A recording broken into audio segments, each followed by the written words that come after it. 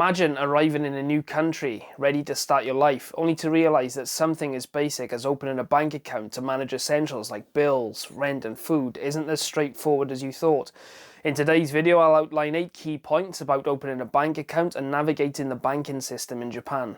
Along the way, I'll sprinkle in some of my personal experiences to give you a real perspective on what you might encounter. Whether you're moving to Japan or just curious about the banking process here, this video is packed with insights and tips to help make your time in Japan a little bit easier. I've listed today's points in the description. Let's jump in.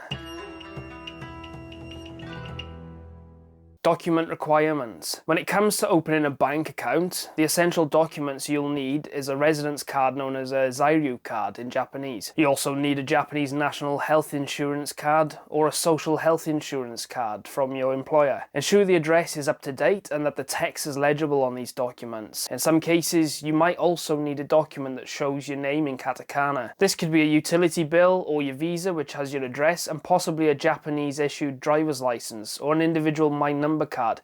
I provided a link to another video above that elaborates on these identity cards in Japan and more. In certain situations, a hanko, which is a Japanese stamp with your seal as shown here, might be required. Additionally, you may need to provide proof of your employment to open an account, or in some cases, a student ID card. I didn't have proof of employment when I first tried to open an account, and that caused me significant issues, which I'll explain at the end of the video. Oh, and in some cases you'll also need a Japanese phone number. Either landline or mobile is fine. Choosing the right bank. So the first step of the bank account process requires you to determine which bank you would like to choose from. I'll not be reviewing banks as a whole in this video, but I will provide some suggestions towards the end of the video. Of course, when selecting a bank, you would need to take into consideration the proximity of the bank to your place of residence, if they offer services in the language that you speak, and if the services are in person only or also online, to name a few. Accommodating different visa types. When choosing the bank in Japan, it's important to consider the type of visa you're on, as different banks may have varying policies and services for different visa holders. This could affect the types of accounts you're eligible for, the documentation required, and the overall ease of opening and managing your account. I've put resources in the description that can help you determine what might relate to your scenario, whether you're on a spousal visa, an education visa, or a working visa. In this section, I'll be talking about things you need to consider in terms of banking features and services.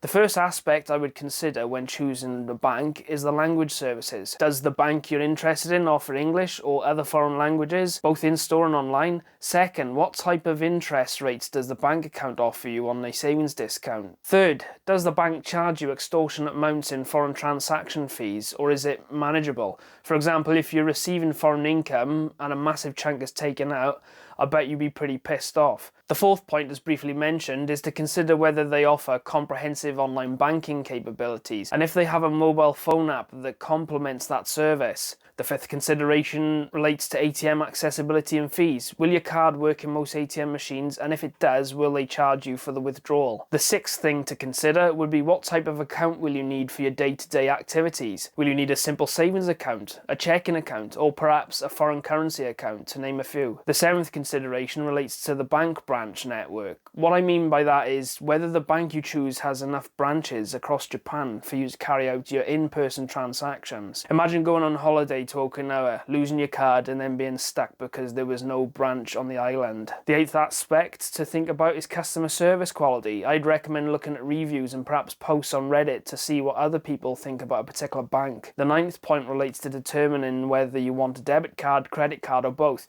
and if the bank offers them along with the potential of annual fees, rewards, programs, and international usability. This leads me to the 10th point, where you'll want to consider if the bank requires a minimum balance or monthly maintenance fees.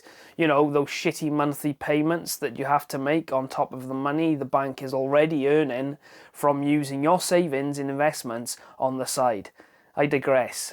The 11th consideration, another aspect that might be overlooked, is whether your bank offers insurance on deposits. Imagine depositing a fortune only for it to evaporate into thin air. I'd be livid, and don't lie, you would be too. Navigating the application process. I would recommend reading as much information as possible before selecting a bank. If their website does not use English, I recommend utilizing the Google Translate functionality in the Chrome browser. However, I should mention that it's not always accurate. While searching for a bank account, you will need to pay close attention to the required documentation for opening an account. This leads us to the second step. You'll need to organize all your documents in advance and ensure you dot your I's and cross your T's. You don't want to arrive at the bank only to have to return home because you've forgotten something, or you may not even have a particular document that might take a week to a month to arrive. There's nothing that drives me more bonkers than turning up at a place waiting, it can be up to about 30 minutes to wait to open an account in Japan and then being turned away, especially if you don't have a car or easy access to the bank branch. The third step involves either going to the bank branch itself or applying for an account online. In the case of the bricks and mortar store, I'd recommend scoping out the location on Google Maps and checking any relevant bus or train times before leaving, even if the bank is open on the day you wish to visit. If the bank you're choosing offers account applications through their website, then that can alleviate the need to travel, especially if you, like many others, get thrown into new work or education very early in your time in Japan. Once you have chosen either in person or online, you will then be asked to fill out an application form. The standard application form will of course be in Japanese, but some banks may also offer forms in English. I'm not sure about other languages, but again, I'd recommend having a look at the website in advance. If you're going to the bank in person, there is a high likelihood that no one will speak English, and therefore I would recommend asking a friend or a mentor to tag along and translate for you. In some cases, people who are on employment visas may even need to bring their boss along with them. Once you have filled in the application, the waiting process begins. In my experience, it took around 3 days to receive confirmation on that my application was successful, and then around 1 to 2 weeks to receive my bank card. I've heard from other Gaijin friends that their wait time was around 2 to 3 days after receiving the card. Finally, once you've received your card, some banks require activation. In the case of my bank, which is Sony Bank, I needed to activate my card before using the online banking, and they also give me a little electronic password generator for security purposes. My personal experiences and anecdotes. Now we get to the juicy part. As I came to Japan on a spousal visa, I thought things would have been lovely and straightforward. But bloody hell was I wrong. I can appreciate having to wait to get a hold of various documentation, like my residency card or my health insurance card, but after a month or so of transferring money from my Australian account into my wife's account to make purchases, I knew it was time that I had my own Japanese bank account. So off I popped to the nearest JA bank with the expectation that I'd be walking out with a successful application in my hot little hands. That same day, nope.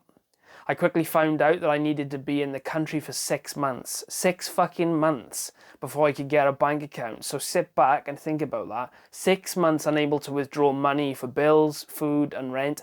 I was gobsmacked. Fortunately, I had my wife to help and I could still send money through to her, be it with a transaction fee for each time. Had I been on an employment visa, I could have asked the employer to come with me, provide the necessary documentation, get it signed off, and voila.